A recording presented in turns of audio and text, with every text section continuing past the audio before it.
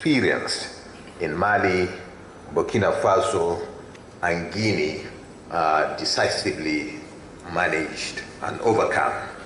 Equally, it is important for me to note that this event is yet another opportunity for the Commission to benefit from the knowledge of media experts in analyzing and providing informed positions that will enable the Commission to review and reflect on the nexus between the media, rule of law, human rights promotion, and inclusive governance in the ECOWAS region. That the resolutions of this conference will further enrich us at the ECOWAS Commission on the best way to articulate the various... We need to take to strengthen the media in our region and to also enable the media play their role effectively. Thank you very much.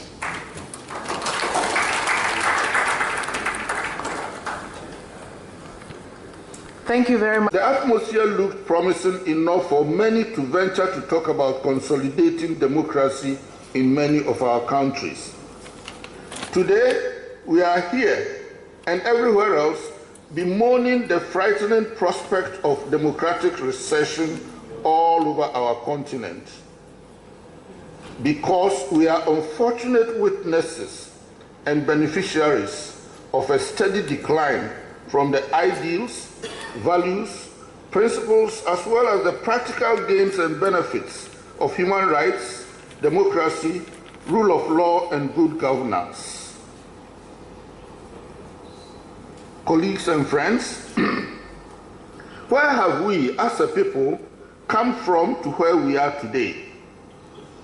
Why did the strivings for democratic reforms of the late 1980s and 1990s to the beginning of the new century excite so much hope, joy, and enthusiasm for the future among the mass of our people? It is because the first few decades of independence blighted the hopes and aspirations that the fight against colonialism had ignited. They were like a harvest of bitter fruits in virtually all of our countries. It is on record that between 1966 and 1993, there were 63 successful coups d'etat and 24 violent conflicts in Africa. Only 6 out of the 54 independent countries escaped the scourge of coups d'etat or attempted of human rights and inclusivity in participatory governance processes, but specifically how it impacts on the media. So let me make my first remark on the positives and negatives of citizens journalism on the role of media in enhancing democratic practice. Today in our region, the effect of citizen journalism, as positive as it is, has opened up the space for conventional media practitioners, as well as expanded citizens journalists, to more or less infiltrate the media space and create questions that have raised concerns on how we look at democracy and how we define the media's role in democracy.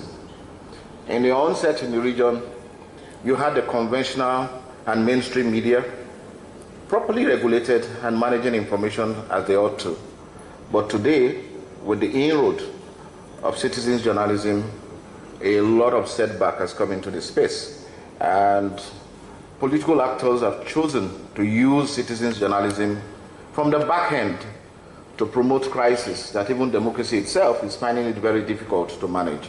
And because it's within the context of legitimacy of their role, you can't really question it. And there's been a lot of concerns on how do you regulate citizens journalism. Launch of the West Africa Democracy Solidarity Network.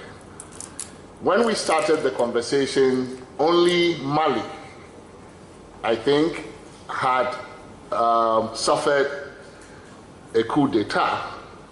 In the course of our conversations, Guinea joined, and by the time that we were done with the organizational matters relating to the formation of the network, our dear Burkina Faso had also joined.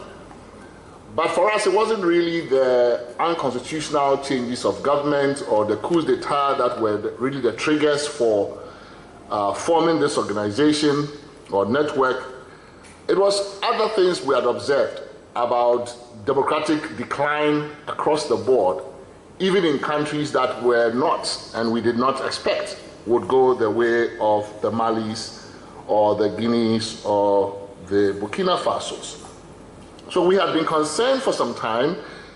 Of course, being part of Afrobarometer had long alerted us that while democracy continued to hold strong in terms of its popularity among citizens, that a growing number of citizens in the region were growing disillusioned with what I would call democracy without development. That there were signs that support for democracy was beginning to soften, and this was also made worse by the fact that some of the legacies of the authoritarian era were still lingering and were beginning to manifest in ways that were beginning to subvert the democratic project.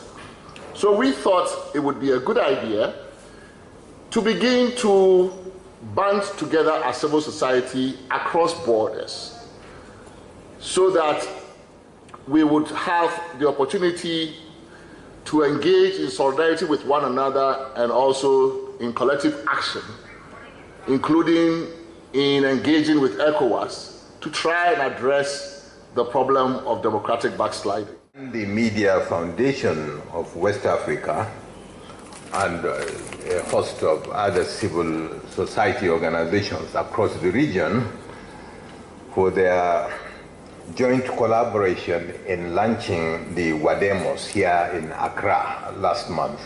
I think it was precisely on 15th of September in the Kempinski. On that occasion, I recall that in my opening remarks, I expressed on behalf of ECOWAS our gratitude to the Wademos Steering Committee for choosing a theme that was central to the mandate of ECOWAS, particularly in the last 2.5 years or so. Here we are again, barely 1 month later, trying to address the same subject of countering threats to democracy in the sub-region. This time, focusing on the specific role of the media and the press. The importance of Wademos and MFWA coming together to address this worrisome political development in the sub-region should not be underrated. Indeed, it is a testimony to the commitment of non-state actors to raise their voices in tackling what Professor Prempe calls democratic backsliding in the ECOWAS member states. Needless to say, the ECOWAS Commission always recognizes the critical role of the media and other civil society organizations, the role that they continue to play in the socio-political space of the sub-region in the sustenance of our fragile democracies. To the ongoing efforts to help rebuild democracy in our region, consolidate democracy, improve on our governance standards, and also help restore peace in our communities, especially in the Sahel regions. That is why we have people from these countries in the Sahel regions who would later be sharing with us what the actual situation is in their respective countries in relation to freedoms, liberties, and also media freedom. It is my hope that at this gathering, we'll be able to have a fruitful discussion to look critically at what the situation is for the media, and also to discuss and make concrete recommendations on how the media can contribute to rebuilding our democracy. ECOWAS has been playing an incredible role, and at some point, officers like Okoro Dudu, who is here, and of course, Excellency the Ambassador, and others are completely overstretched. As we do know, West Africa is going through turbulent times. This was a region, or is a region, that had always been touted as perhaps the most progressive on the continent in terms of the progress towards democratic consolidation and, of course, peace within the region. At one point, not too long ago, almost every head of state in our region was an elected leader, even if there were questions about the legitimacy or the credibility of the elections. Sadly, we are currently witnessing a very rapid recession in the progress that we have made in our democracy and in the peace of our community. Within the last 2 years, we've had about 5 coups d'etats in our region, which have resulted in military takeovers in Mali, in Burkina Faso, in Guinea, and we remember the failed attempt in Guinea-Bissau. We also have had constitutional amendments in countries like Cote d'Ivoire, in Togo, to elongate the tenure of certain presidents. And as we speak, at least we continue to hear that in some of our countries, there are still ongoing discussions and attempts to try to amend constitutions for certain presidents to continue to be in power.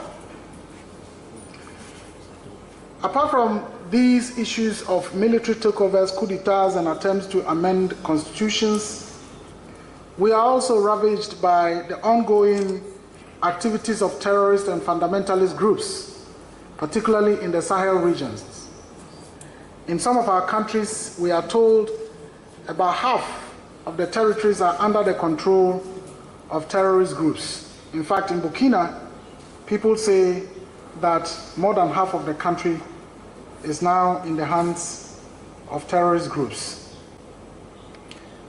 Given this situation, we certainly need to redouble our efforts towards rebuilding the democracy that we were once, trying to build, and also trying to consolidate the peace in our region.